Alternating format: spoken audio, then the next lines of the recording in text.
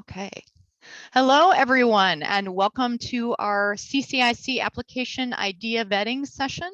We're thrilled to have you join us. I know that folks are coming in as I'm speaking. We are recording the beginning of this session that gives background and some information. And then we'll be turning off the recording to talk with you about your ideas and for your questions.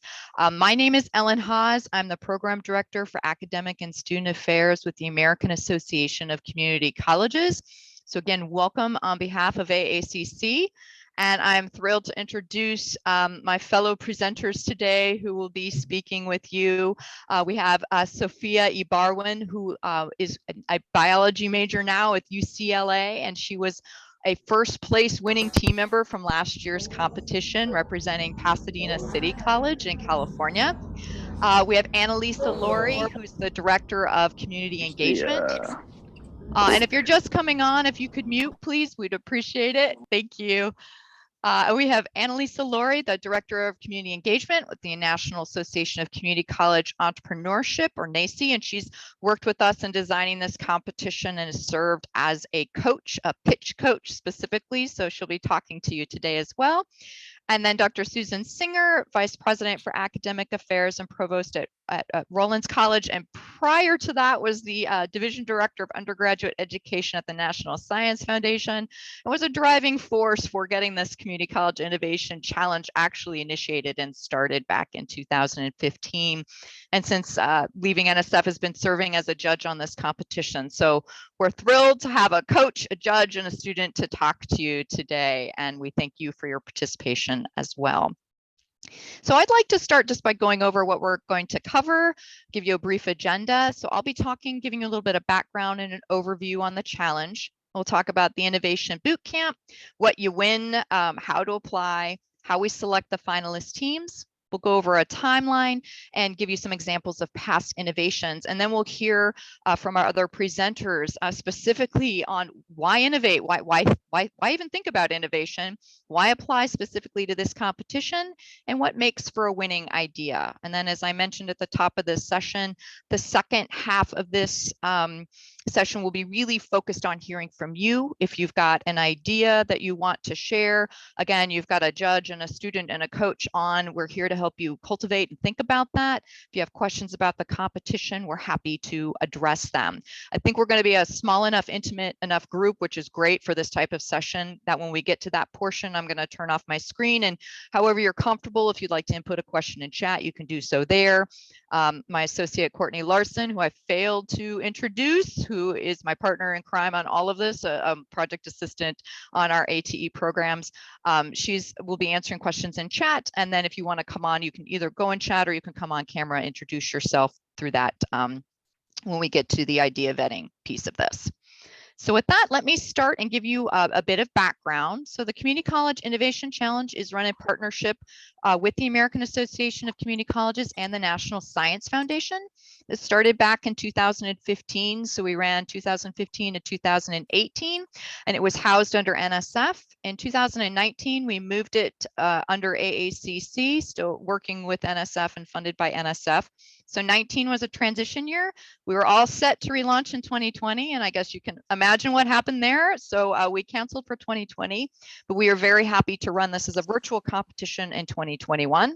And here we are in 2022, and we're going to be working to convene the boot camp in person in June. There will be a few hybrid elements to this event, but I will be talking about that, but we're excited to have an in-person boot camp. So what is the CCIC? It's a national competition where teams of 2 to 4 community college students working with a faculty or an administrator team mentor use STEM to innovate solutions to real world problems that students identify, whether they're local or global in nature.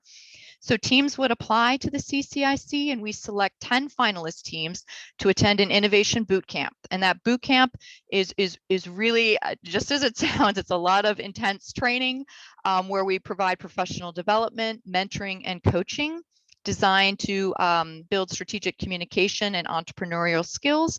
And we really want to help students think about advancing their innovations, and whether it's in the private or the public sector. So students, as an example, would participate in sessions focused on design thinking, understanding value proposition, refining a pitch, and communicating with stakeholders. And it's designed to enable students to really discover and demonstrate their capacity to use STEM to make a difference in the world and to translate that knowledge into action. So getting those ideas out of the lab, out of the workshop, out of the classroom, and into the world. So through the boot camp, teams interact with entrepreneurs, experts, and industry professionals, and network with other community college innovators to make connections and to share ideas. And the boot camp culminates into capstone events, which is also how we select the winning teams. We have what we are calling a student innovation showcase, where students engage with elected representatives, legislative professionals, and other STEM leaders and stakeholders, and a final pitch competition. We are hoping to hold when we were in a pre-COVID, we held this reception as a poster session on Capitol Hill, and it is our intent to do so again in 2022. We will be following local guidance at that time. I know we have some restrictions that are lifting in the District of Columbia, and we'll be looking to see what we can do around Capitol Hill. If we cannot hold it on Capitol Hill, we'll be holding it in a downtown location near Capitol Hill so we can still engage those stakeholders. So just to make you aware, it is our intent to do this at Capitol Hill, which is really, quite an amazing opportunity.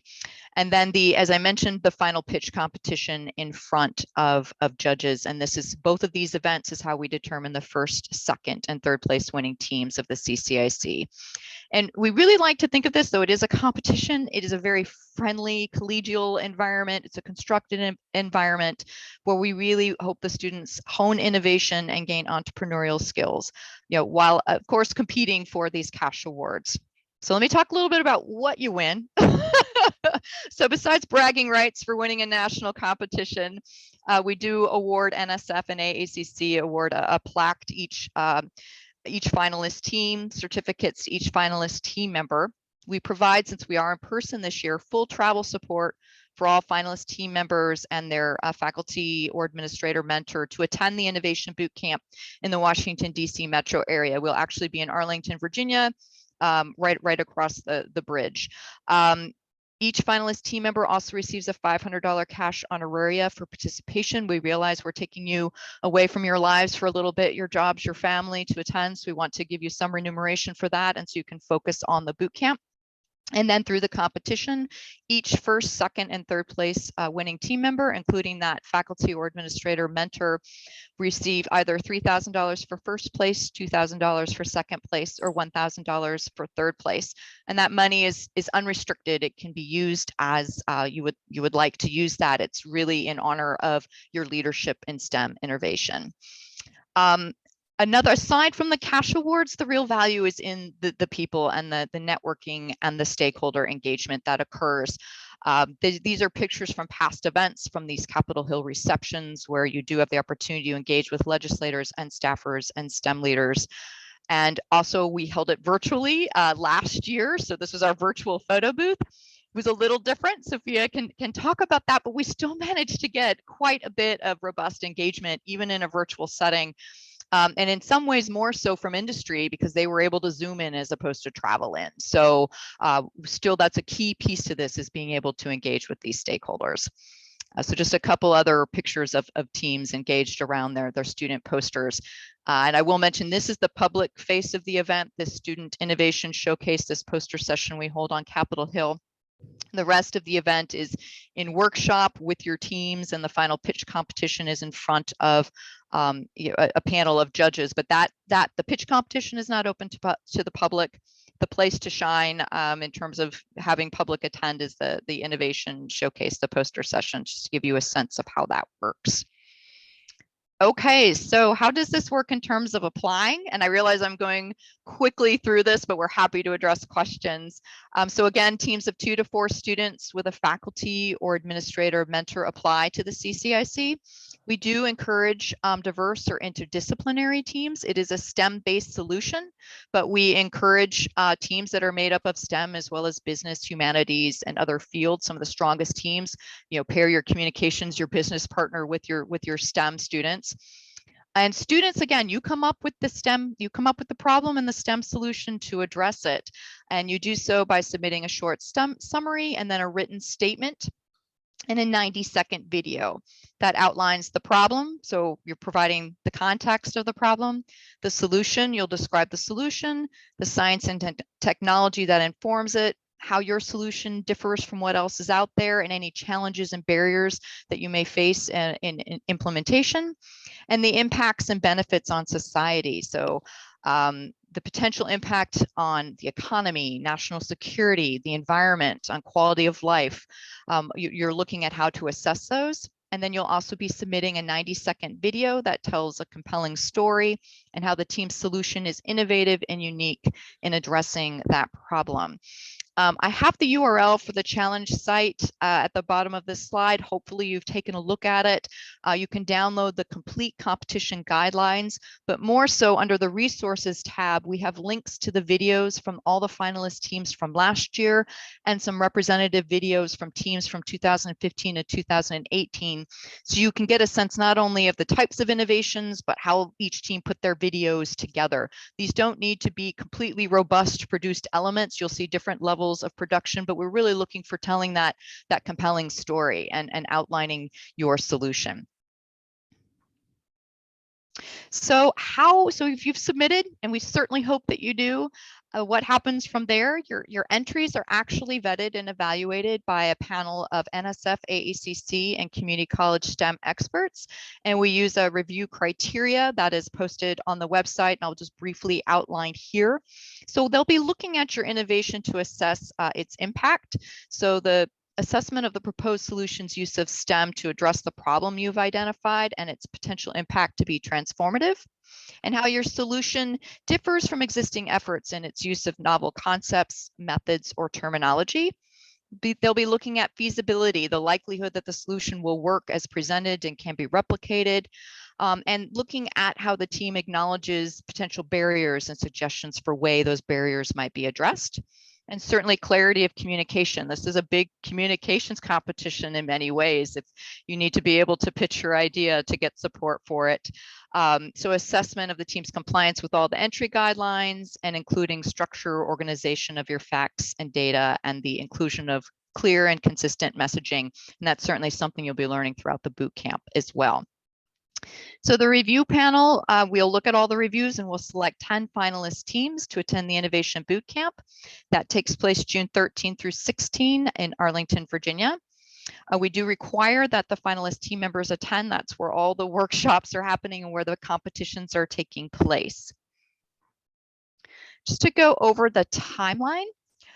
And I think I missed something, and I do want to reiterate it. When we're talking about the innovations, I do want to make a note that you're not required to have implemented it. It doesn't need to be fully field tested and ready to implement into the world. It's really about ideation and sharing ideas for how it could be implemented in real world scenarios. So we really want to use this competition as a way of getting you to start thinking about being entrepreneurs and taking your invention, your creation, your product into the marketplace. So I know that's a question we get. I wanted to try to head that off, that this does not need to be completely ready to roll out tomorrow. This is the idea that we're trying to help bolster. In terms of a timeline, the application is up now. Our submissions are due March 30th. We'll go through our review period and notify the 10 finalist teams in late April. From there, we have some pre-boot camp activities where we'll do an orientation webinar. We'll go over everything to expect, how to get here, answer all those questions. Then we do a customer discovery journey in STEM innovation. So you'll get a little bit of an assignment and some customer discovery to do to help prepare you for the boot camp. You'll attend the Innovation Bootcamp June 13 through 16. And then at the bootcamp itself, we'll have the Student Innovation Showcase and the pitch competition, and we will deliberate and announce the winners at the end of the bootcamp. Just to give you an idea of some past innovations, we'll have Sophia talk briefly about her innovation, which won the challenge, her team's innovation, which won the challenge last year. Certainly last year, we saw a lot of innovations focused around the pandemic, from biodegradable masks through self-administered virus scanning tests that automatically alerted your primary care provider, We saw a virtual reality application to serve children with autism. We've seen a lot in the past and even in this most recent competition on the environment, from electrical vehicle conversion, solar energy innovations, producing electricity from wastewater, water filtration systems, using aquaponics to address world hunger. We've seen engineering and IT, from IT apps designed to assist with disaster response or helping those in need.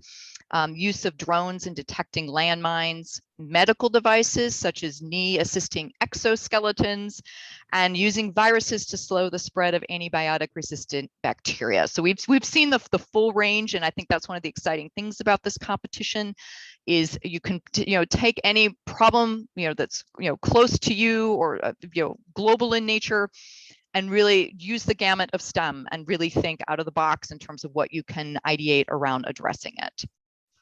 From here, I've talked a lot, so I'm going to take a breath and actually turn over to my colleagues to each talk to you. And I've asked each of them to address kind of a different area. I'm going to ask Annalisa to talk about why innovate, why even think this way, and then we'll have Sophia talk about why you should apply as a student, and then Susan will talk about what makes for a winning idea. But Annalisa, if you don't mind talking. Thank you so much, Ellen. It's very nice to meet everybody. My name is Annalisa. I am the Director of Community Engagement at the National Association for Community College Entrepreneurship. We foster and support entrepreneurial thinking and action, serving over 300 member organizations, which translates to over 2,000 faculty and serving over 3 million students. And I would like to point out that the top 3 winners last year were all NACE member colleges. So I have to put that plug in there. This is my second year partnering as the Director of Community Engagement with Ellen and her team on this competition, which I think is an amazing opportunity for all of you. And Ellen did ask me to talk about innovation, so I looked it up in the dictionary because that's the first thing that came to my mind on what is the actual definition of it. And it's the act or process of introducing new ideas, devices, or methods. And I think that really sums up what this competition is all about on the in terms of what it is as a boot camp and an experience. And it's about defining a problem, looking for a solution, and what your point of view is, and talking to people that matter about it. So I want you to think about how learning skills is important, but it's also how we utilize them in real life that matter. And so think about this experience and how you can make a difference. Your perspective matters in collaborating with the team and coming up with solutions. I want to remind you also that this is a process and that your idea and your solution is going to change as you go throughout this experience. And you're going to find and learn new information that's going to probably help you evolve and improve your idea. So another reason why to do the competition also is there's just so many challenges today that we're all dealing with, and there needs to be new and better ways to solutions than what is currently available. So I want you to take advantage of this competition, whether you're a faculty member supporting as a mentor or the students, challenge yourself and your teammates to push and what you know and how you can help and make a difference. So I'm very excited to support you as a coach, as someone who's also ran other pitch competitions. I've supported other competitions that emulate this kind of model. So this really is a great framework and exposure. So I definitely take advantage of doing this. And I'm excited to also hear your ideas today. So thank you so much, Ellen. Thank you, Annalisa. So now I'd like to ask Sophia to come on and talk about a little bit about her innovation and why apply from a student perspective. So to hopefully encourage those out there that this is a worthwhile experience. Thank you so much, Ellen. I'll start by saying again, my name is Sophia Ibarwin. I am a third year at UCLA. I just transferred this last fall from Pasadena City College in Los Angeles, California. A team from PCC, which I was a part of, my peers and I were really my friends. We came up with the Nano Bio MAB, which is a mix of gold and silver nanoparticles meant to optimize the ideal properties of both gold and silver in a dual mode attack so that together they can maximize the treatment of cancer. And we specifically focused on breast cancer as it's one of the most prevalent forms of cancer in society right now. I think I'll start by saying, stating a little bit of the obvious. As students, we spend our entire academic careers like learning not necessarily what to think, but how to think. We're taught all these valuable lessons and skills by the instructors that we've had at every academic level. And we're just looking forward to the day where we can actually put that knowledge and those skills that we've acquired into use in the professional world. Competing in the Community College Innovation Challenge last year, for me, was definitely an opportunity where I could put all that I have learned thus far in my undergraduate career into use. And I will say that CCIC was an extremely encouraging and professional platform in which I was able to do so with my team. And I know that it was an opportunity where we were able to share not only with our peers, but also with industry professionals and the mentors that guided us along this experience, the ways in which we want to enact change in the world, and from start to finish, our plan in doing so. I think in entering and participating in CCIC, there's essentially no losing, because at the end of the day, we can all walk away with the lessons that we've learned and the extremely rewarding feeling of having brought what simply became an abstract idea to fruition from its very beginning to a fully fledged business model that I think would, in most cases actually in all cases from last year's event, I think all those models would be extremely competitive in whatever industry they were intended for today. And I think that it's more than just an opportunity to become competitive candidates in the professional realm, because it's also a deeply personal experience, one for growth especially. My team, we chose our topic based on the experiences that our loved ones have had and those that have touched us personally. And that's why we decided to take on one of the most prevalent diseases plaguing our society today, which is cancer. I think the experience also allowed us to see what the innovative minds of other community college students from around the country also had to offer. We saw innovations that took on environmental issues, those that chose to combat the current ongoing pandemic, and even those that changed or aimed to promote social justice, which was truly inspiring. And I think in seeing all that our peers had to offer and our generation was an extremely rewarding and inspiring experience for me personally.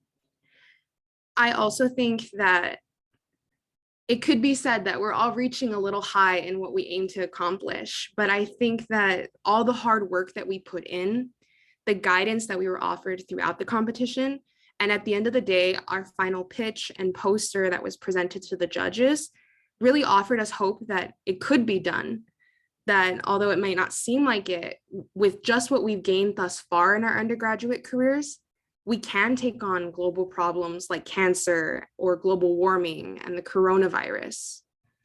And I know that my peers, my mentors, and the CCI experience that I was able to experience virtually definitely offered me hope in what's been a really troubling time for us all.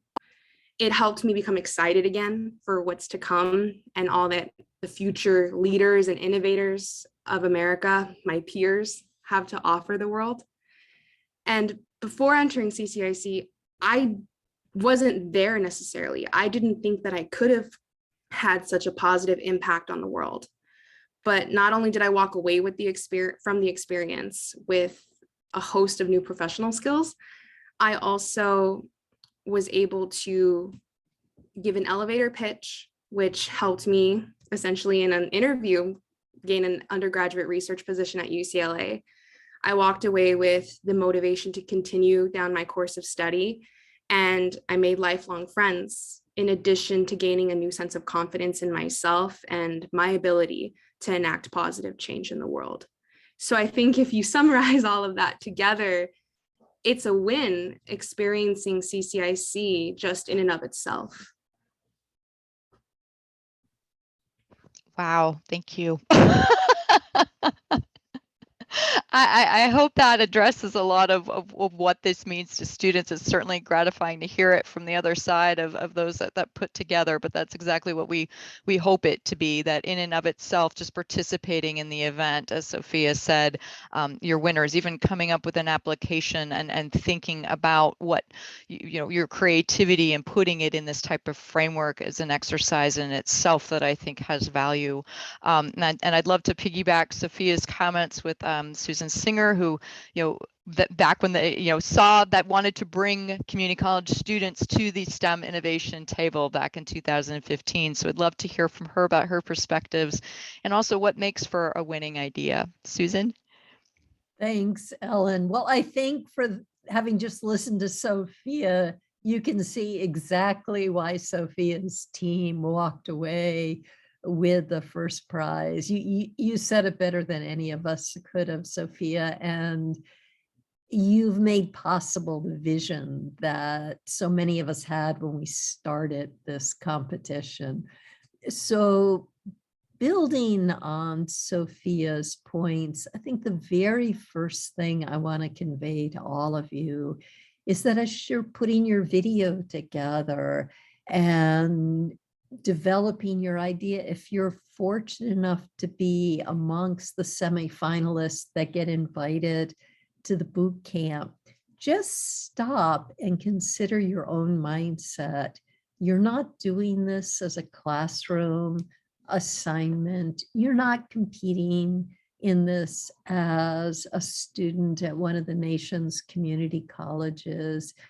You're entering from the get-go as an entrepreneur, someone that has a vision for tomorrow and a great idea for making that happen. That changes everything. And most importantly, it changes how you show up in the world and how the judges and how your peers are going to view you. You are a serious entrepreneur in all of this. So there are lots of tips along the way. I'm going to focus most of my comments on when you get to semifinalist status, because I'm rooting for every single one of you. But I realize that that's a ways off, and every step in the process, as you keep hearing, is a win. So the very first thing is to find a team and a mentor.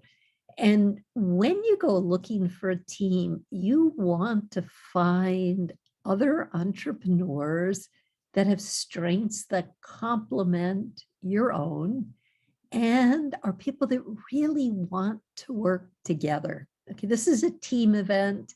It does not work well as I'm king of the project and everyone else will be there in service of making it great. It works best when from the get-go you realize, wow, this team member is particularly strong at translating this idea into an understandable, generally accessible idea.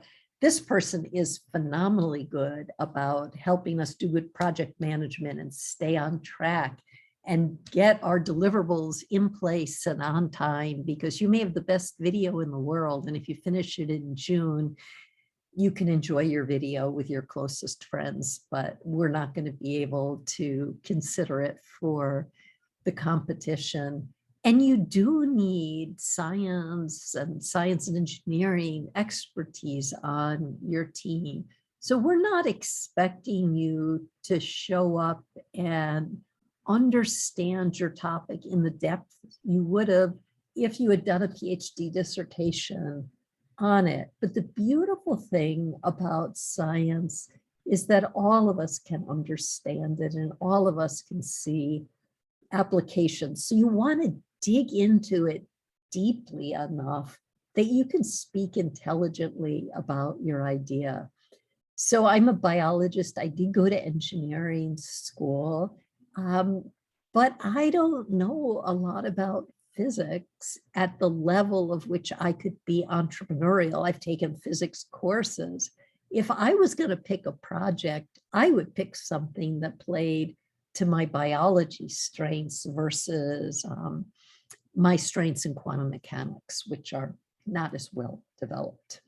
So be sure you have, or someone in your group has, relevant expertise, but most of all, show up with a lot of curiosity and a really deep commitment to making a difference in the world. And that's going to provide you with the energy and the motivation to stick with this process.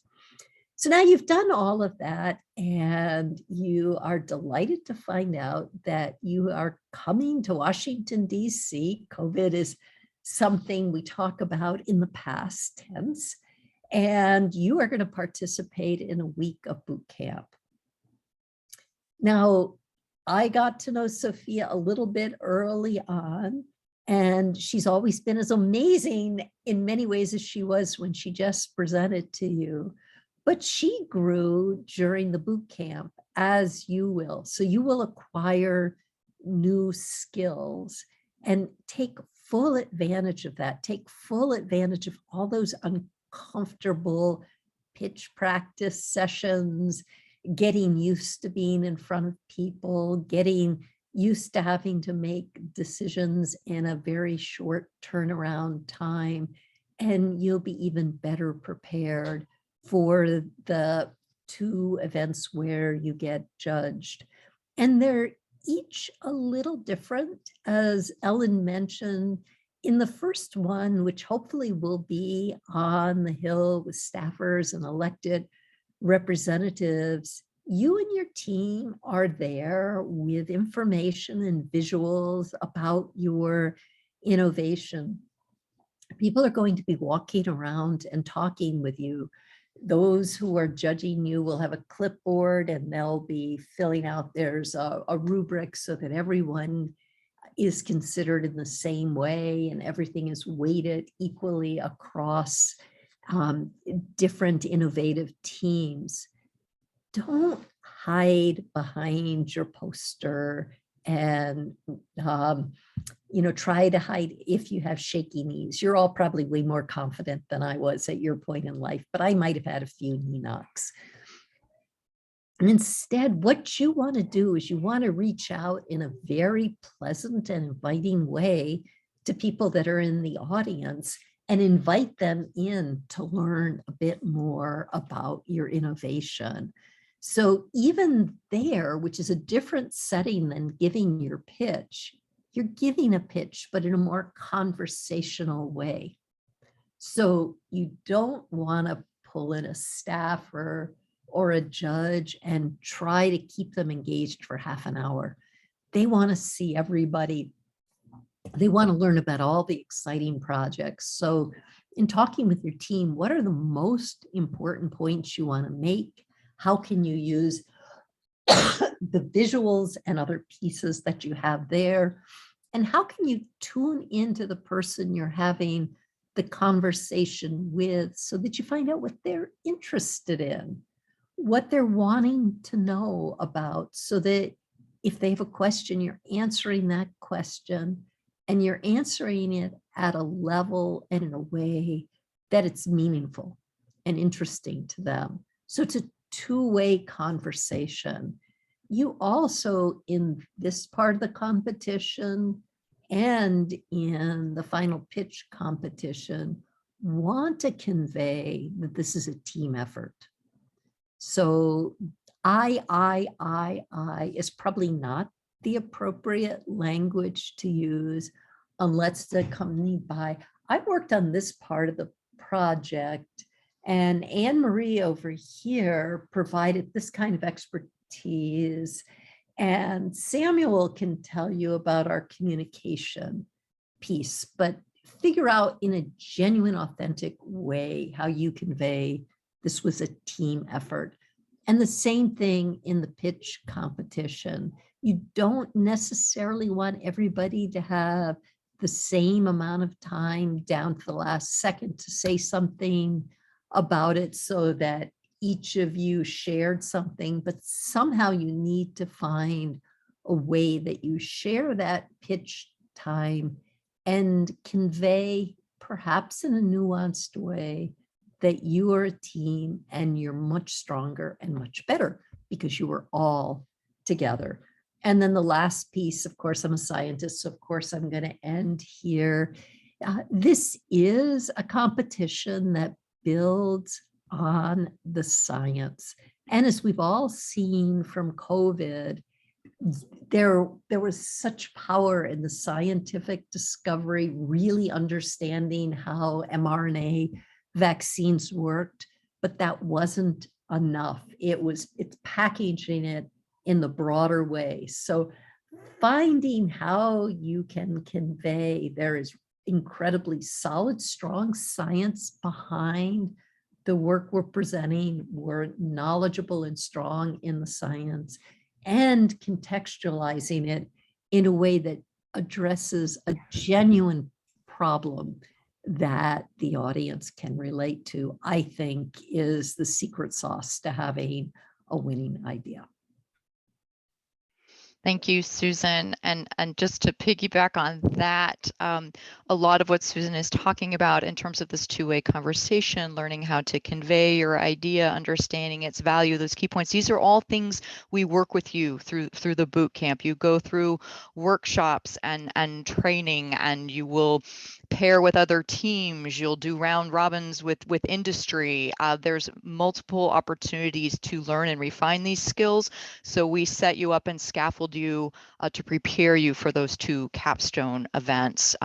So as Sophia attested, and that they're pieces that hopefully you'll come away with skills that are transferable, beyond your innovation to life and your endeavors in general, in terms of just learning how to refine ideas and communicate them concisely. It's just one small piece of what you'll learn.